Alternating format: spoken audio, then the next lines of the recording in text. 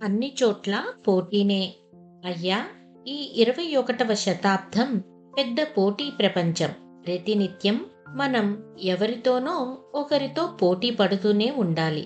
ప్రత్యేకంగా విద్యార్థి దశలో అందరికన్నా ముందు నిలబడగలిగితే విజయం వరిస్తుంది. కానీ ఎవరికి వారు ప్రతిభావంతులే. ఈ పోటీ ప్రపంచంలో అన్ని చోట్ల పోటీలు ఎదుర్కొంటూ వాటి వలన కలిగే ఒత్తిడిని తట్టుకొని విజయం సాధించడం ఎలాగో మాకు సూచించండి అని విద్యార్థులు అడిగిన సమస్యకు మన రచయిత బాలచంద్ర ఏమి వివరణ ఇచ్చారో చూద్దాము. మీరు చెప్పింది ముమ్మాటికి నిజమే పిల్లలు. అవును, అన్ని చోట్ల పోటీయే.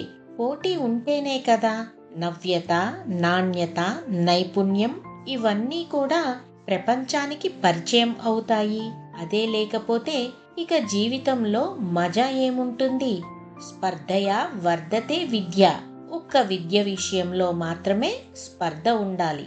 మనము చిన్నప్పుడు విన్నాము కదా, కుందేలు తాబేలు పరిగెత్తే పోటీ. ఏమైంది ఆ కథలో? నడక కూడా సరిగ్గా లేని తాబేలు ఎంతో శ్రద్ధతో, మరెంతో మెలకువతో, ఇంకెంతో పట్టుదలతో విజయం సాధిస్తే, చెంగు చెంగున పరిగెత్తగలిగే కుందేలు మితిమీరిన ఆత్మవిశ్వాసంతో, సోమరితనంతో, అహంకారంతో ఆటలో ఓడిపోయింది. అదేదో నిజమైన కథ ఎంత మాత్రమూ కాదు. కానీ మనము పాఠ్యాంశాలలో టీచర్ చెప్పగానో లేక ఇంట్లో పెద్దలు చెప్పగానో విని ఉంటాము కదా. అంటే జీవిత సత్యాలు చెప్పే చిన్న కథ ఇది. పోటీ అన్నది ఎలా ఉంటుంది అని చెప్తుంది. కాబట్టి మన అందరికీ ఎప్పుడో అప్పుడు ఈ కథ వినిపించి ఉంటారు. అందులోనూ ఇప్పుడు ఉన్న సాంకేతికతతో ప్రపంచం ఒక కుగ్రామంగా మారిపోయింది.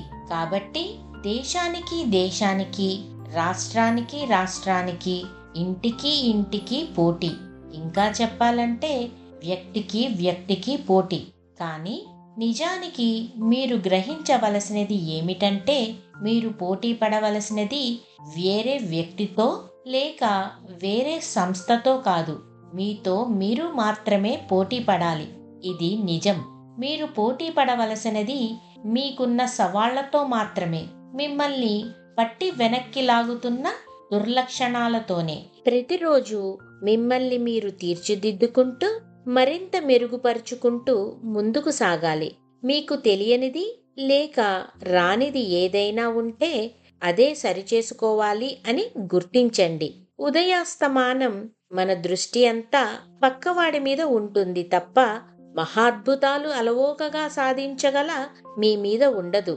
అందుకే గట్టిగా కృషి చేసి దాన్ని తెలుసుకొని నేర్చుకొని దానిలో ప్రావీణ్యత సాధించే వరకు వదలకూడదు.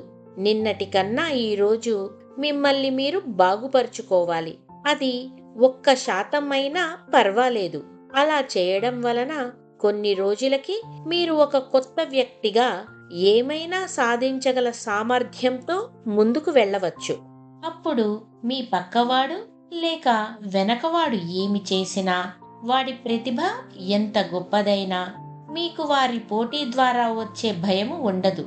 ఎందుకంటే మీరు ప్రతిభావంతులు అయి ఉంటారు కాబట్టి. ఎటువంటి పరిస్థితినైనా ఎదుర్కొని ఎటువంటి ప్రశ్నకైనా సమాధానం ఇచ్చేవాళ్లుగా జీవితంలో నిలబడతారు. ఇక అప్పుడు ఎటువంటి పోటీ మిమ్మల్ని బాధించదు. ఇంకొకటి కూడా గుర్తుంచుకోవాలి పిల్లలందరూ. అసలు ఓటమి లేకుంటే గెలుపుకు విలువ ఉంటుందా?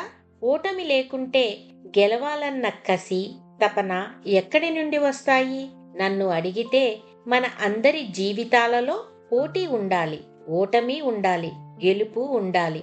అప్పుడే గెలుపు చరిత్రాత్మకం అవుతుంది. మీకు తెలుసా, నాకు సముద్రంలో అలలంటే చాలా ఇష్టం. కారణం అవి లేచి పడుతున్నందుకు కాదు, పడినా లేస్తున్నందుకు. ఒకసారి మనము సముద్రం వద్దకు వెళ్ళి కూర్చున్నాం అనుకోండి, ఆ విషయం తెలుస్తుంది. అలాగే ఓటమికి కుంగిపోయి పోటీకి భయపడటం పిరికివాళ్లు చేసేది. మీరు ధైర్యంగా ముందుకెళ్లేవాళ్లు. సూచనలు: ఆరోగ్యకరమైన పోటీ వలన మీకే లాభం.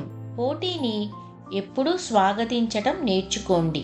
పోటీదారుడిలో ఉన్న మంచిని గ్రహించండి. మీరు గట్టిగా పోటీ ఇవ్వాలి అంటే దానికి సిద్ధపడటం ఎలాగో తెలుసుకోండి. మీ మీద మీరే పోటీ పెట్టుకుంటూ అప్పుడప్పుడు మీ నైపుణ్యాన్ని పరీక్ష పెట్టుకోండి. పోటీ అంటే భయపడటం కాదు, ఒక కొత్త స్థాయిని చేరుకునే మార్గం. జీవితంలో ఎదురయ్యే ఎన్నో పోటీలకు కావలసింది అన్నిటికన్నా ప్రధానంగా మీ మీద మీకు నమ్మకం. అంతే తప్ప భయం మరియు ఆందోళనతో మిమ్మల్ని మీరు వెనక్కి నెట్టుకోవద్దు. మంచి ప్రణాళికతో మిమ్మల్ని మీరు పోటీ పరీక్షలకు సిద్ధం చేసుకోండి. కేవలం పరీక్షలలోనే కాక చాలా చోట్ల మీకు ఈ పోటీ ఉంటుంది. ఈ పోటీని చూసి కుంగిపోకూడదు. దానికి కావలసిన పరిశ్రమ, మానసిక బలాన్ని తెచ్చుకోవాలి. విజయం వస్తే సంతోషంగా ఆనందించాలి. అదేవిధంగా అపజయం వచ్చినా ఇది నా మంచికే, ఇది నన్ను మెరుగుపరచడానికి అని దాన్ని పాజిటివ్గా తీసుకొని జీవితంలో ముందుకు వెళ్ళాలి. మనం గొప్పవాళ్ళు అనుకోవద్దు. మనకన్నా గొప్పవాళ్ళు ప్రపంచంలో చాలా మంది ఉంటారు. స్ఫూర్తి మంత్రం: be a better person today than you were yesterday.